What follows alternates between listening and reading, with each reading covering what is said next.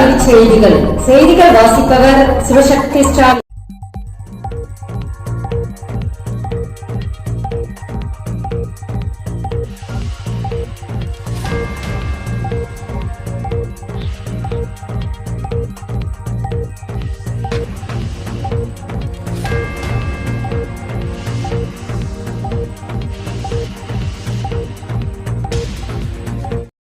CBSE 10ஆம் வகுப்பு மாணவர்களுக்கு ஆண்டுக்கு 2 பொதுத் தேர்வுகள் நடத்த திட்டம். மார்ச் 9 வரை கருத்து கேட்பு.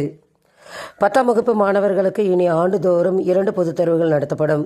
இதன் மீதான கருத்துக்களை பொதுமக்கள், ஆசிரியர்கள் மார்ச் 9ஆம் தேதிக்குள் தெரிவிக்கலாம் என சிபிஎஸ்இ தெரிவித்துள்ளது. மே 13 கணினி வழியில் ஆராய்ச்சி உதவித்தொகைக்கான பிஇடி நுழைவுத் தேர்வு.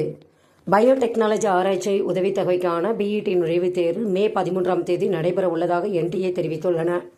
மேலும் விவரங்களுக்கு www.nta.ac.in என்ற இணையதளத்தை பார்க்கலாம்.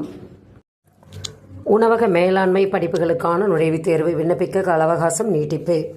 இளநிலை உணவக மேலாண்மை படிப்புகளுக்கான ஒருங்கிணைந்த நுழைவுத் தேர்வுக்கு விண்ணப்பிக்கும் கால அவகாசம் மார்ச் 15ஆம் தேதி வரை நீட்டிக்கப்பட்டுள்ளது. அரசு சட்ட கல்லூரி உதவி பேராசிரியர் தேர்வுக்கு விண்ணப்பிக்க அவகாசம் நீட்டிப்பு. அரசு சட்ட கல்லூரி தேர்விற்கு விண்ணப்பிக்க அவகாசம் நீட்டிக்கப்பட்டுள்ளன. மேல விவரங்களுக்கு www.tntrb.com என்ற இணையதளத்தை பார்க்கலாம்.